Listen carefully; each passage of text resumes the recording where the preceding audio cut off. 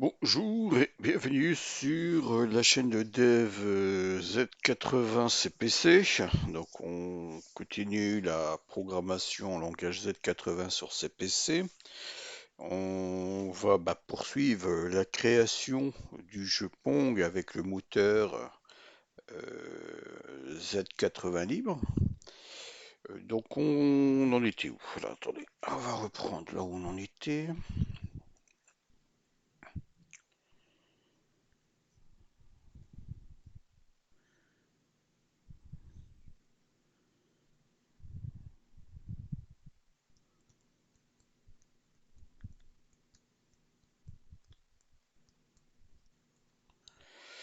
Oui, hein, c'est toujours un peu long quand le stream se lance pour lancer la compilation et l'émulateur. En développement sans streaming derrière, c'est beaucoup plus rapide, hein, c'est presque instantané. Bon, mais bon, on peut pas tout faire, hein. Faut augmenter la capacité mémoire de l'ordinateur. Mais bon, pour l'instant, j'en ai pas les moyens, donc je reste avec l'ordinateur que j'ai sous la main.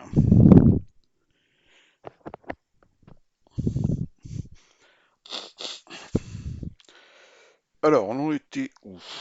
On était arrivé. Alors, ça c'est le title, le menu. Et si j'appuie sur espace, voilà. Donc on avait affiché l'entité balle au milieu de l'écran. Donc maintenant, sur cette vidéo, on va rajouter les paddles. Et on va rajouter les murs, hein, sous la même base de principe qu'on avait vu pour la balle. Hein, donc on va ajouter l'entité paddle, l'entité intelligence artificielle et l'entité mur. Ok, alors on est parti. Alors ça on ferme. Alors on va aller dans nos scènes.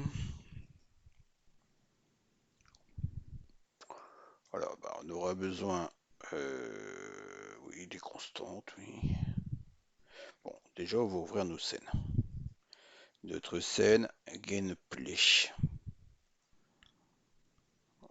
Elle est ici.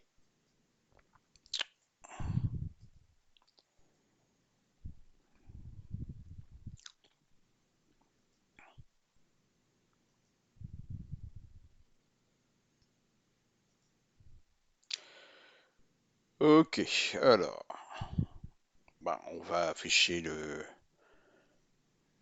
Donc, on attaque ici dans le fichier. On était là, on a éteint les on a éteint le fait, la RAM, on a affiché la balle. Bien évidemment, on rallume l'écran. Une fois que tout est affiché, hein. Donc, j'ai déplacé donc la définition du stylo Pen 1 hein, en couleur blanc brillant en bas de l'écran, hein. Bon, alors on va donc, oui, on va donc créer l'entité paddle entité, hein.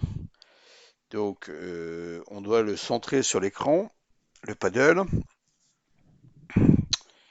et on doit également gérer le fait qu'il y aura trois parties au paddle. Il y aura une partie haut, une partie centrale et une partie basse. Donc, il y aura 8 lignes qui seront considérées comme les 8 premières lignes du haut, 8 lignes du milieu et 8 lignes du bas. Donc on va définir que notre paddle fait 24 lignes ou 24 pixels de haut. Pourquoi? Parce qu'on veut, dans le Pong de 1972 créé par Atari, on a trois orientations de la balle selon l'angle euh, que la balle tape sur la raquette. Si la balle tape sur la partie haute de la raquette, la balle repart en haut, en diagonale haut. Si la balle tape au milieu de la raquette, elle part en horizontale. Et si la balle tape en bas sur la partie basse de la raquette, elle part en diagonale vers le bas. D'accord? Donc on va déjà définir nos constantes. Alors, si je prends ici euh, mon paddle, donc mon paddle, il y aura, comme pour la balle, un octet couleur blanche, hein, donc 2 pixels de de blanc de largeur, d'accord? Et de hauteur, comme je viens de vous l'expliquer, on va donc mettre 3 fois 8 pixels, soit 24 pixels. Le paddle position X, donc paddle de gauche, on va le déplacer de 2 pixels vers la droite, hein, donc le X0, X1, X2, hein, pour laisser un petit espace entre le bord, hein, le bord de l'écran gauche et, et le paddle. D'accord? Et du coup, on va pouvoir calculer aussi la position Y, puisqu'on a la hauteur, hein, donc toujours pareil, hein, pour le centrer, hein. Donc on veut centrer le coin ou le pixel haut gauche pour que le paddle soit centré sur l'écran. Là, la formule est toujours la même, hein. On prend la hauteur, hein, de l'écran moins la hauteur du paddle divisé par 2, hein. Donc 192 moins 24 divisé par 2, ça nous fait 84 pixels. D'accord? De là, on a notre position en, en X et notre position en Y, donc on peut calculer la verre à main, tout simplement, hein. Donc pour calculer le nombre de blocs 84, on va le diviser par 8, ça va nous faire 10 blocs de 64, hein. Alors ouais, je vais vous le faire, sinon ça va, vous n'allez pas comprendre. Alors je vais prendre la calculatrice. D'accord? Donc là ici, oui, sur décimale, donc on est à 84. Donc si je fais 84 divisé par 8. Alors pourquoi diviser par 8? Parce qu'en hauteur, chaque bloc de la VRAM, hein, fait 8 pixels, hein. Enfin 8 lignes. D'accord? Donc ça fait 10. Donc on a 10 fois 64. Mais alors attention, puisque quand on prend le calcul de la division en informatique, c'est une division entière, hein, parce que 10 fois 8, ça fait 88. Hein, 10 fois 8, ça fait 88. D'accord? Et nous, on avait 84. Donc on voit bien qu'il nous manque 4 pixels, enfin 4 lignes, pour pouvoir centrer le paddle. Donc on les rajoute, hein. Donc c'est plus 4 fois 2048. Et comme on a décalé en X de 2 pixels, on sait qu'un octet c'est 2 pixels, donc on vient lui rajouter le plus 1. D'accord? Et quand on fait donc le calcul de tout ça, là, et ben ça nous fait l'adresse E2 81. Voilà, hein, d'accord? Pareil, ouais, on va prendre également.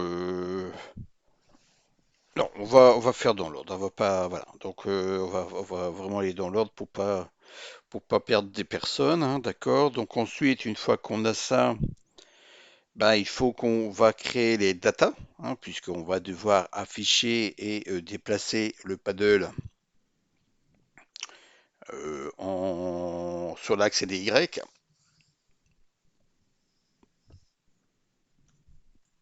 Donc, on doit créer les datas. Quand je dis des datas, ça veut dire des variables, hein. On va noter également ici que le paddle, ça sera toujours le pinceau numéro 1 et que du coup, sa couleur, ça sera blanc-blanc, toujours du C0. D'accord? Alors, on va créer les datas, hein. Donc, on va aller ici dans Data. On est toujours dans le gameplay. Et nous sommes donc dans Paddle, hein. Et donc si on ouvre les datas du paddle, bon, c'est pas très compliqué.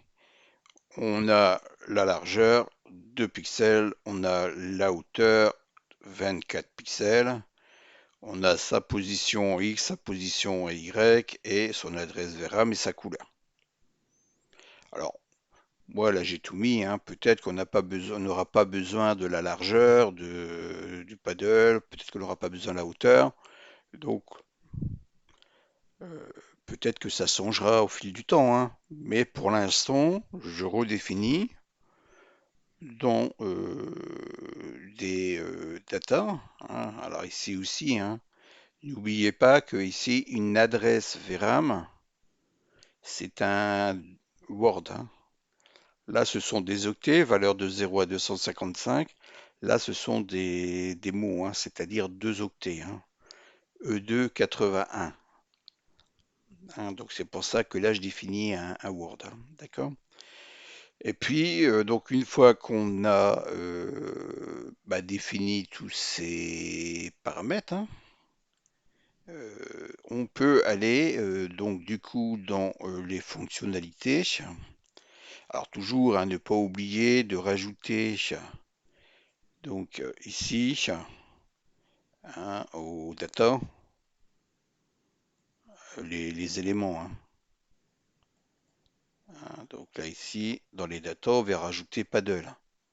Hein, donc je ne reviendrai pas pour les IA data, pour le mur data. J'ai renommé donc bal data. On avait mis bal.inc, je l'ai renommé à bal data, mais il n'y a rien du tout de changé, hein. D'accord, donc pour l'affichage. Donc là, pareil, hein, je reviens pas sur le fait qu'il faut rajouter dans les routines d'affichage les éléments qu'on va voir, hein, c'est-à-dire hein, le gameplay. De toute façon, on l'avait déjà ajouté.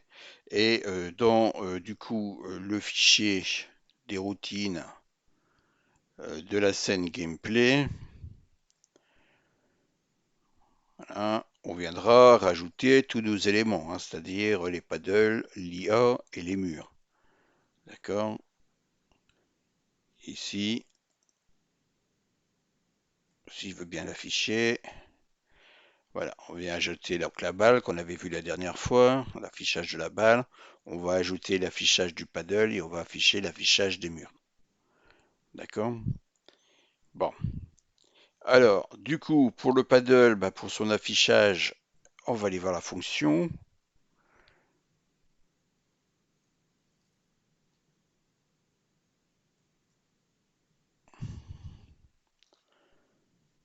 Bon, voilà.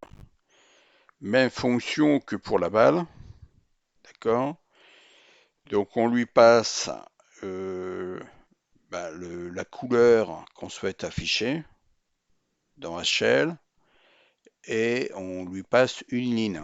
Comme c'est 23 lignes, enfin 24 lignes euh, de, de haut, enfin sur l'axe Y, hein.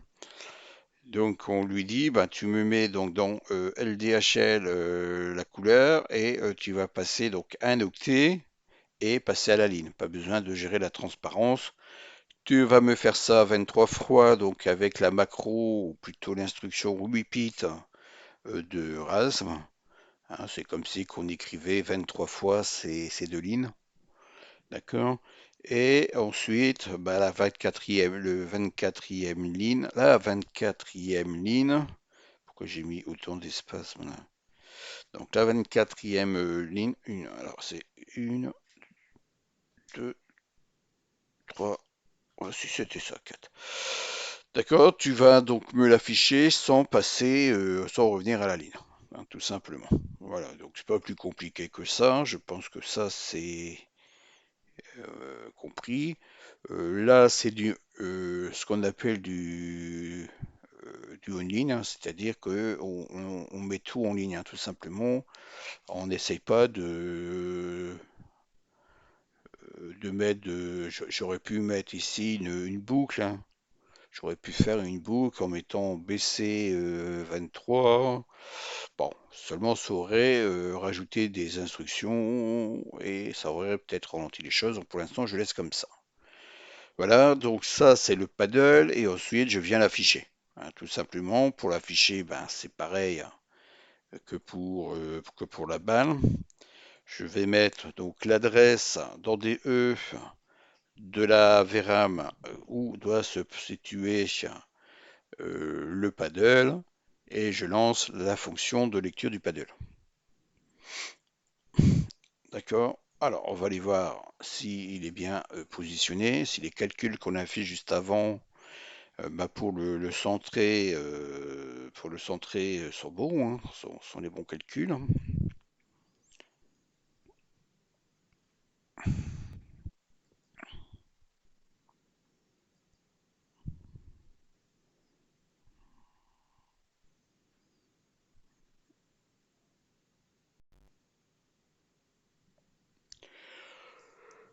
On lance la compilation et l'émulateur hein, pour qu'on voit si le résultat attendu est bon, hein, et le bon. Hein.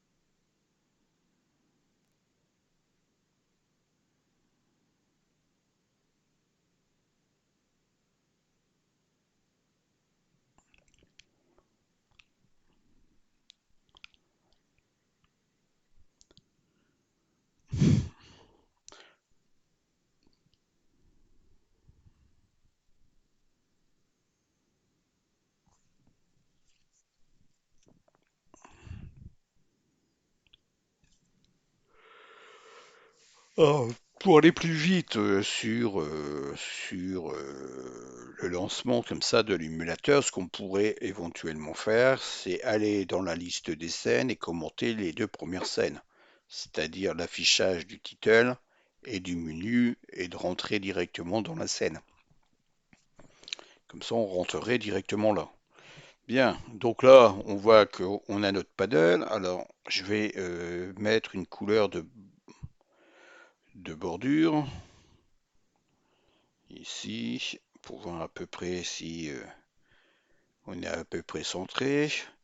Oui, ça a l'air d'être centré. Et puis on va aller donc le vérifier hein. Dans Graphic Explorer. Donc je rappelle que nous avons 32 blocs en largeur et en hauteur. On a défini 24 blocs. D'accord. Ah oui, j'ai oublié de mettre en screen, donc je dois tout refaire.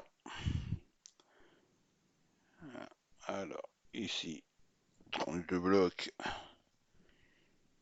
Et ici, 24 blocs. Alors, on va vérifier s'il est bien centré. Alors, 1, 2, 3, 4, 5, 6, 7, 8, 9, 10. Alors, 1, 2, 3, 4, 5, 6, 7, 8, 9, 10.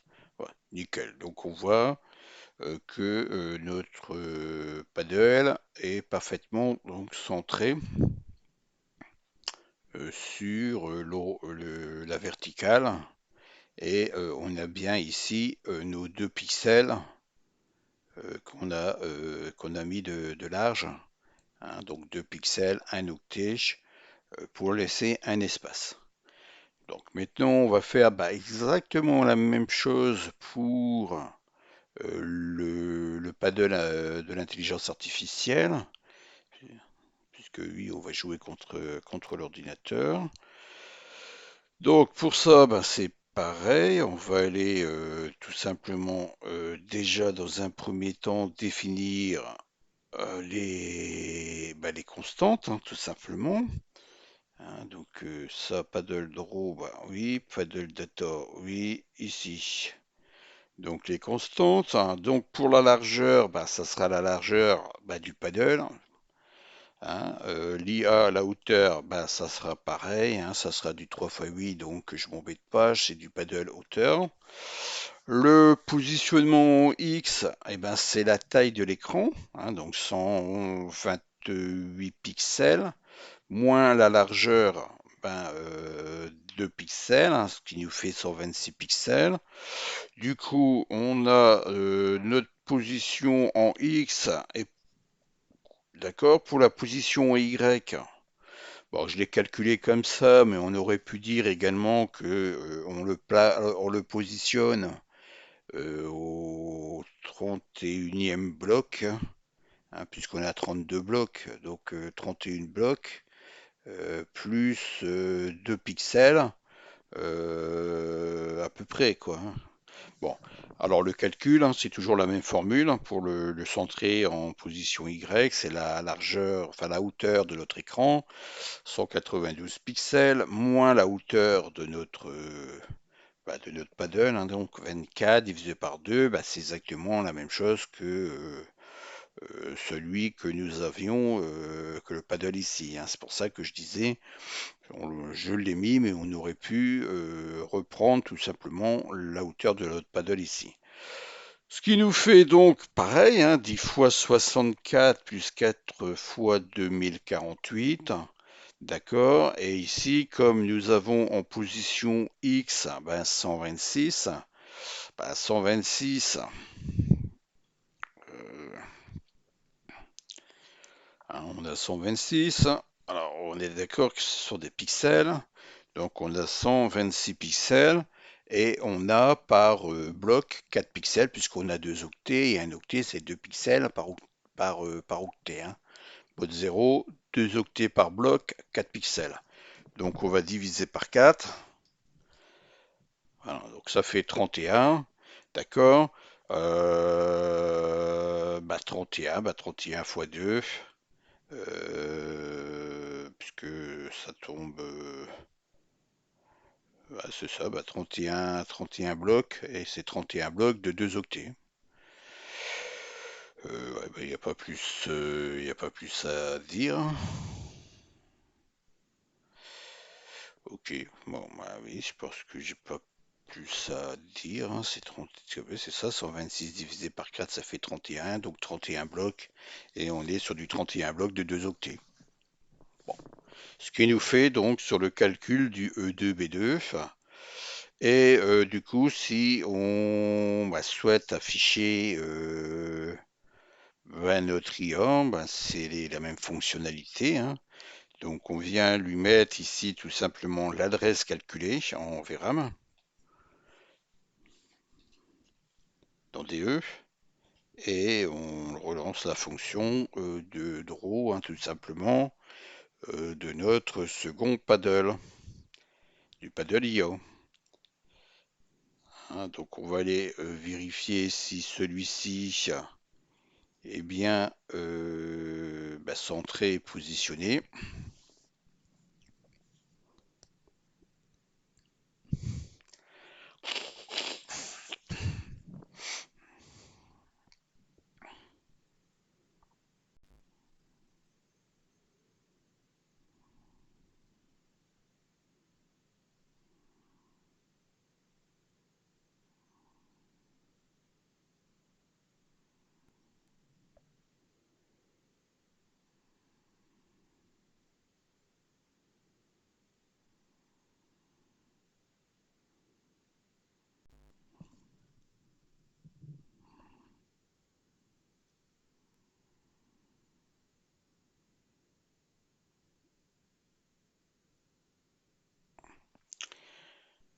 Alors, 3 secondes de title.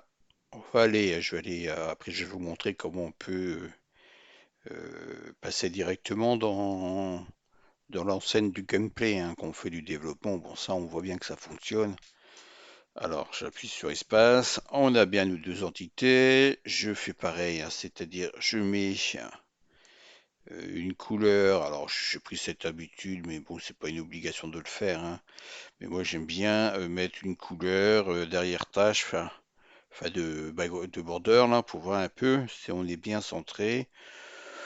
Bon, on voit à peu près que on est bien sur la même hauteur, on a bien le même espacement de 2 pixels ici, donc de toute évidence, ça a l'air d'être bon. On le vérifie quand même, hein, pour pas avoir de surprise ensuite, hein. C'est important puisque comme on va gérer les pixels, hein, tout simplement, les déplacements en pixels, il faut qu'il y ait une corrélation entre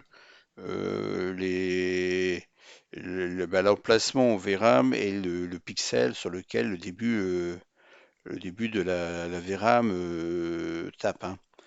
Donc on va voir si c'est bien centré. Alors 1, 2, 3, 4, 5, 6, 7, 8, 9, 10.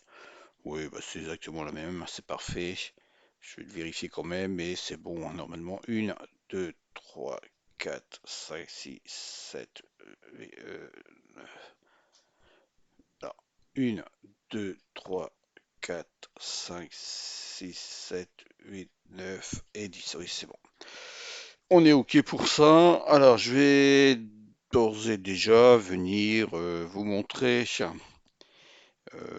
comment faire pour démarrer directement sur la scène. C'est pas compliqué, vous allez voir. On va dans les data, oui c'est ça, dans les data scènes. On va dans les scènes ici. On ouvre ça. Puis on vient simplement commenter les deux premiers qui sont ici. Voilà. Puisqu'on travaille sur la scène du gameplay, donc ces deux-là, on les prend pas en compte. Et donc du coup, maintenant, si je relance la compilation et l'émulateur, bah, il va directement dans la scène, hein. Hein, on n'aura pas à s'embêter comme ça. On sera normalement directement dans la scène et on pourra directement travailler dans la scène. Ça va nous permettre d'améliorer un peu la vitesse bah, de compilation et l'affichage un peu plus rapide, direct, je dirais, euh, dans, dans l'émulateur.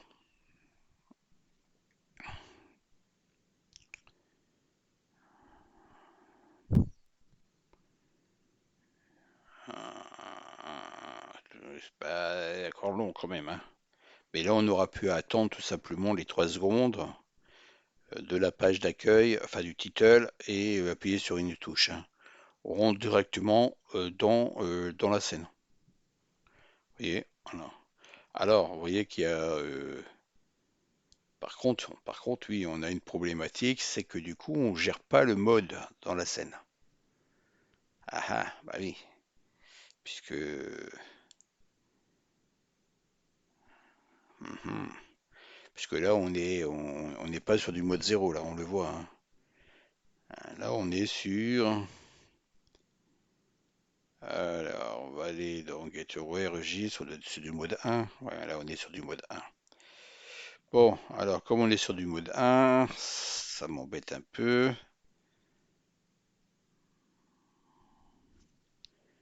Voilà. Parce que j'ai pas envie qu'on oublie après de. Bon, on va les modifier. Et puis on va rajouter RAW. Je vais faire un copier-coller, hein, pour m'embêter. Ouais, je vais pas m'embêter. Je vais lui rajouter la scène. Dans la scène, je reprends tout simplement le mode 0 avec.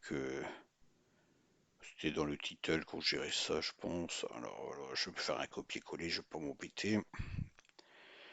Voilà. On va mettre ça. Faudra pas l'oublier de. C'est pas gênant, hein, même si on l'oublie. Oh, qu'est-ce qu'il a encore, lui? Alors, ici, on fait un copier de ça. Hop.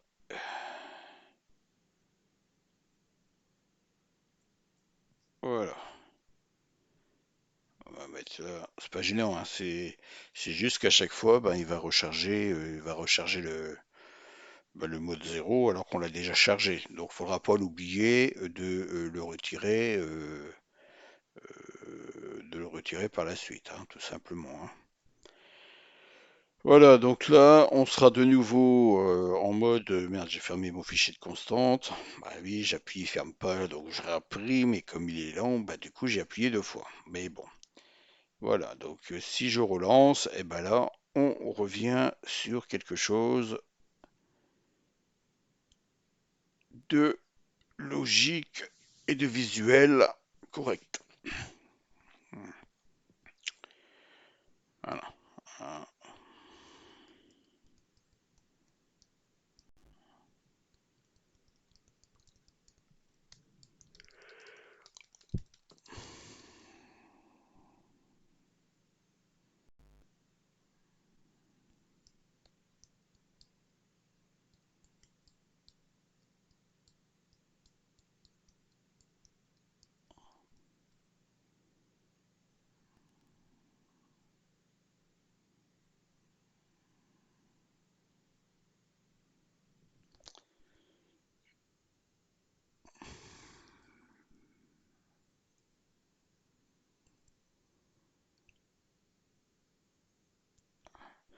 Voilà, comme ça on pourra charger directement la scène plutôt qu'à chaque fois revoir le title, le menu qu'on n'a pas besoin de voir.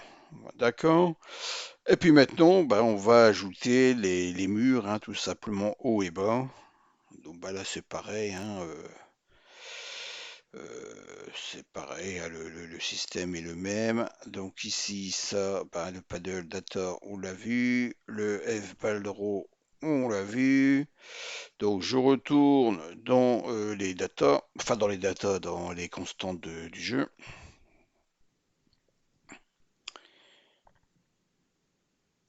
Hop.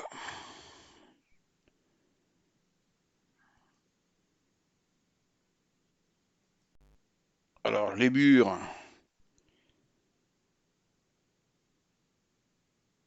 ici, les murs, bah, je vais pas moi m'embêter.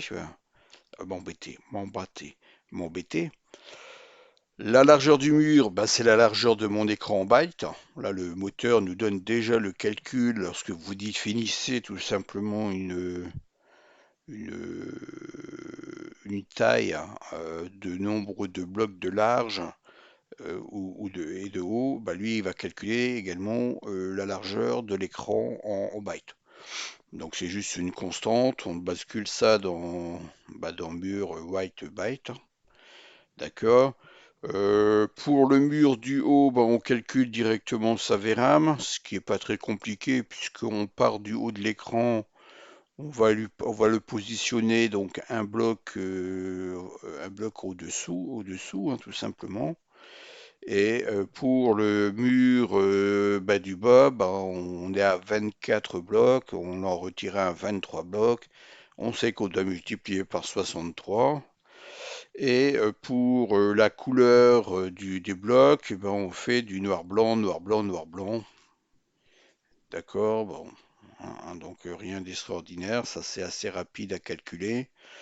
D'ailleurs, j'ai même pas mis les adresses. Bon, vous laisserez les calculer, c'est pas très très très grave. Hein, c'est à titre d'indication que c'est noté, hein. Et donc dans les fonctions, enfin, dans le répertoire gameplay, on a donc mur. Alors là, la question, elle est, est-ce qu'on a besoin de créer une entité mur? Ben, les murs ne vont jamais bouger. Enfin, tout du moins, on ne veut pas faire bouger les murs et on n'a pas envie de changer la couleur des murs. Donc, on n'a pas besoin de créer une entité en data du mur. Alors, je vais l'ouvrir le fichier ici et puis je vais vous montrer quand même ici que quand on va dans les datas,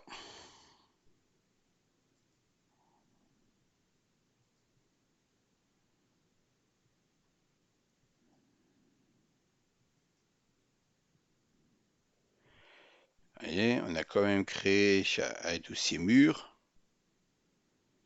mais ce dossier mur, on a créé un dossier mur data. Mais vous voyez qu'il est vide, puisque au fait, on n'a pas besoin de créer de data, on va ni le déplacer. Donc, on peut utiliser directement les éléments ici, qu'on a définis ici pour dessiner notre mur. Alors, notre mur, on doit dessiner donc une ligne verticale, hein, de taille de l'écran avec l'octet 80. Pour ça, on a une fonction tout faite du moteur, hein, qui prend donc en DE, dans l'adresse DE, la VRAM du mur, dans le paramètre, enfin dans le registre B, bah, la taille, et on lui passe la macro mdrawHTIN qui va donc tout simplement calculer et afficher dans la VRAM à l'adresse de DE, ben, la B fois l'octet qui est dans A ici, hein. D'accord. Et comme la macro drawHTIN ne modifie pas A, je n'ai pas besoin de réafficher LDA virgule mur couleur noir blanc euh, pour pouvoir la afficher avec le mur du bleu, le mur du bas. Bah, je passe simplement DE, puisque DE est modifié, d'accord, et je lui passe donc B, parce que B est également modifié dans ma macro pour dessiner tout simplement mes deux murs. D'accord, et donc du coup, ici, ben, j'ai plus qu'à décommenter l'affichage des murs.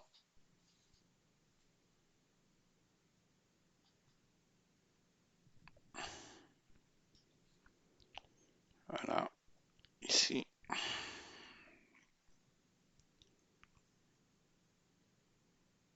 J'enregistre. Et on va aller voir du coup si nos murs sont bien affichés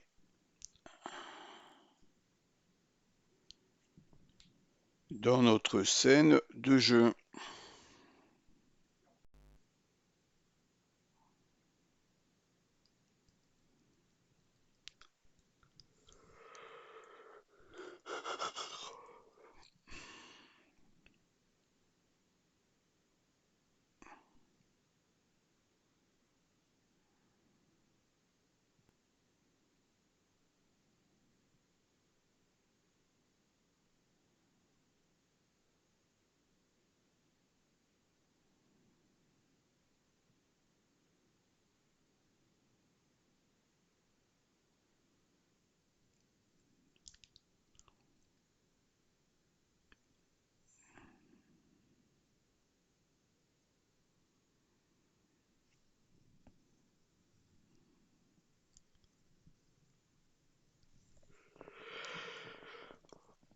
Voilà nos deux murs qui sont affichés ici. On va regarder s'ils sont bien symétriques.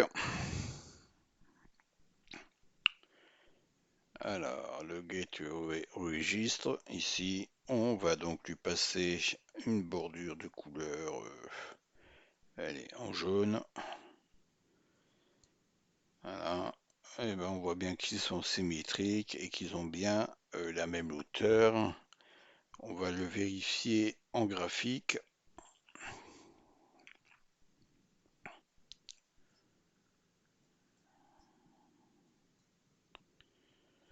Alors, toujours 32 sur 24 et non pas sur 25.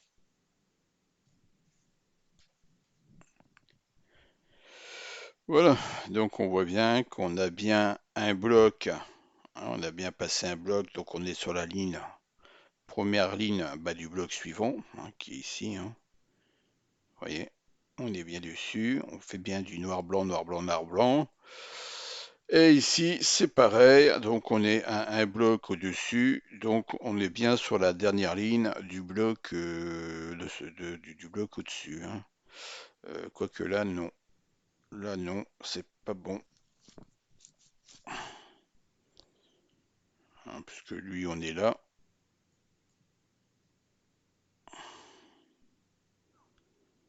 Donc moi ici,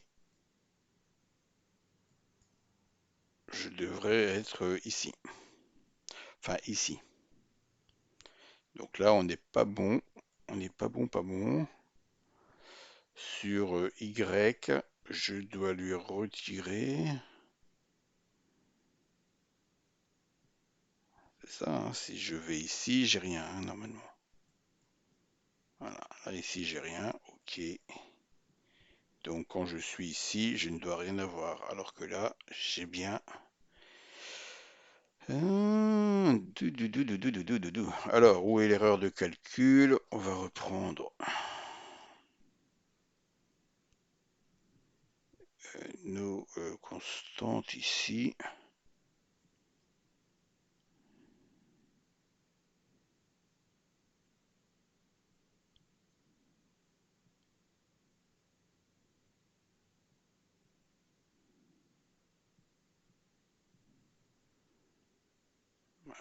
Pourtant, ça me paraît bon, non? On est sur l'écran de base, on lui rajoute un bloc de 64. Ah, oui, non. Ouais, c'est piégeant ça. Parce qu'on est sur...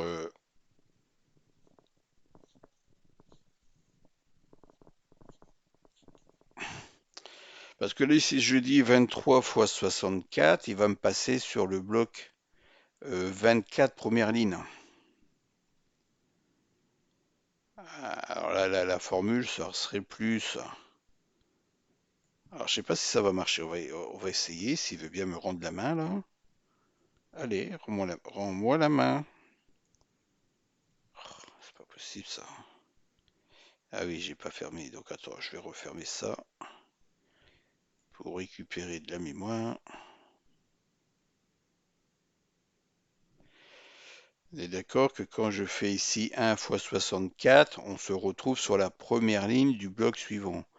Quand je fais 23 fois 64, et ben là, il y a un petit piège parce que je me retrouve sur la première ligne du bloc 24. Alors que je veux, moi, me retrouver sur la dernière ligne du bloc 23.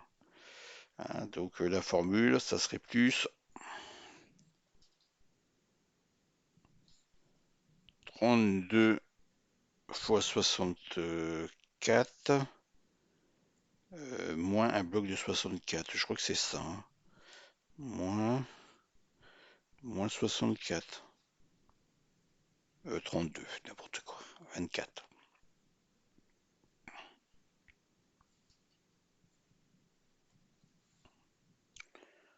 Non, je vais pas m'embêter. Je vais faire, voilà. 23 fois 64 moins 2048. Ah oui, mais attendez. Est-ce que je peux faire ça? Je vais me retrouver sur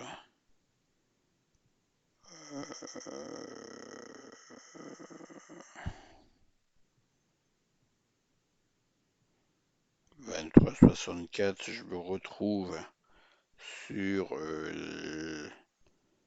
la dernière ligne, enfin la première ligne du bloc 24.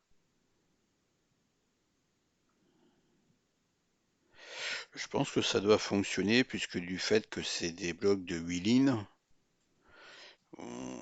ça devrait normalement passer. Je pense pas que je dois être embêté par le fait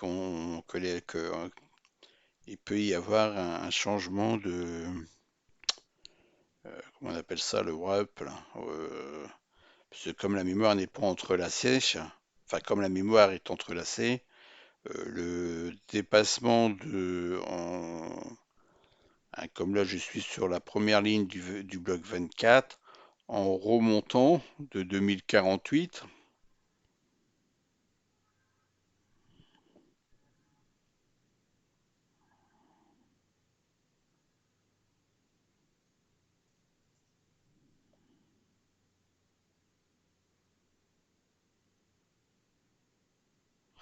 Je vais essayer pour voir ce que ça donne. Je pense que ça devrait. Pour moi, je pense que ça doit marcher, mais je suis pas certain. Je ne suis pas certain que cela va fonctionner. Alors, on va essayer. Ah, c'est piégeant, hein?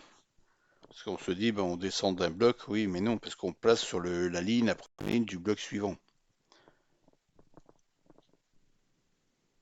On devrait mettre, du coup, oui, on devrait plutôt faire 22 blocs plus, parce que quand on met 22 fois 64, on est sur la première ligne du 23e bloc, ben plus 7 fois 2048. Bon, si ça marche pas, on va le faire comme ça.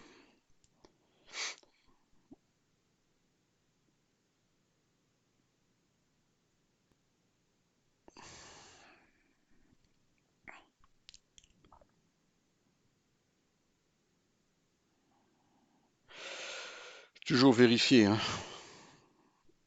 Toujours vérifier, puisque des fois, vous voyez, on ne pense pas au fait qu'on passe sur le bloc suivant, et puis on pense être bon et on n'est pas bon.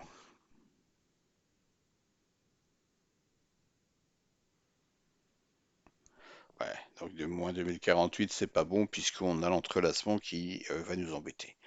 Donc, le bon calcul qu'on doit faire, c'est 22 fois 64. Donc, on se retrouve sur la première ligne du 23e bloc. D'accord? Il y a, il y a 8 lignes dans le bloc. Donc, on doit lui mettre. Donc, on est sur la première. Donc, on doit lui mettre. C'est 6 ou c'est 7? 7 fois 2048. Je crois que ça doit être 7. Là, non, on se retrouve sur la ligne 0.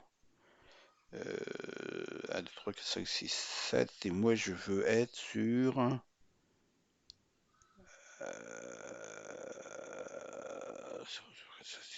je crois que c'est ça. Cette fois 2048. Et là, on devrait pas être trop mal. Alors, si c'est pas ça, c'est 6.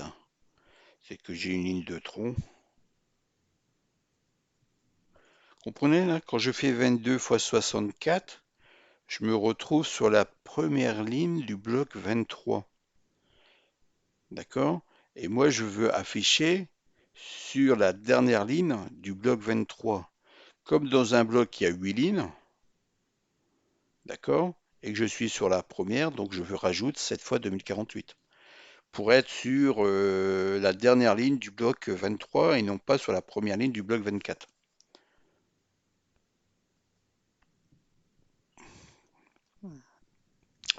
C'est subtil, mais il faut penser que quand on multiplie par 64, bah, on passe un bloc, donc on est sur la première ligne du bloc suivant.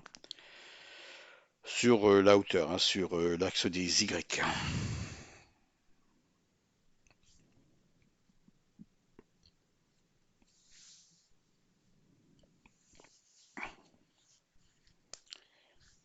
Allez, on compile.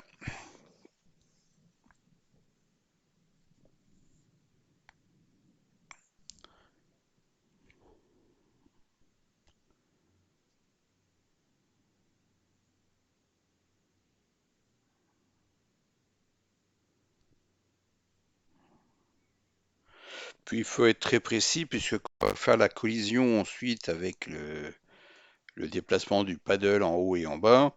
Ben, il y aura une symétrie, hein, puisque le paddle est placé au centre. Donc il y aura le même X, enfin vous voyez ce que je veux dire, hein. Alors, est-ce que maintenant on est bon? On va aller voir. Alors, on va repositionner centré. 32 et 24. Voilà, vous voyez? Alors c'est juste un pixel, enfin un pixel, hein.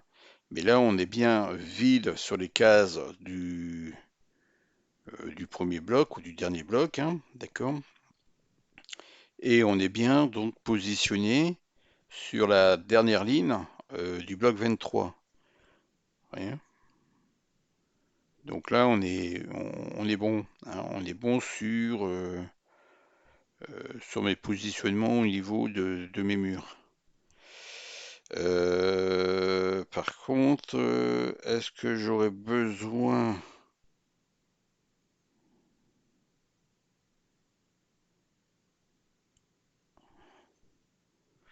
Bon, on verra ça sur les autres vidéos, hein. Je me pose la question si j'aurais quand même besoin de la position Y du mur. Bah, je crois que je l'avais pas mis la hauteur. Ouais, si j'avais peut-être mis la hauteur. En pixels, hein, c'est-à-dire du coup 8, hein, de 0 à 7 plus 1, donc 8 pixels ici en hauteur. Et là, moins 8 pixels, hein. Donc là, il y a 8 pixels et là, il y aurait moins 8 pixels puisqu'on remonte. D'accord? Bon, voilà. Donc, bon, on a terminé cette phase, hein. C'était la phase 3.2, enfin 3-2. Donc, l'objectif, c'était d'arriver à afficher les paddles, la balle. Alors, attendez, je vais vous mettre un peu de bordure, comme ça, vous allez mieux voir. Hop, voilà. Voilà, donc on a mis tous les éléments du gameplay, hein, les paddles, les murs et la balle. Et dans donc la phase suivante, la phase 3, 3.3, on va venir faire bouger le paddle. On va faire d'abord le paddle pour que celui-ci bouge et tape dans le mur, hein. C'est-à-dire qu'il peut aller jusqu'au pixel près dans le mur et en bas jusqu'au pixel près sur le mur.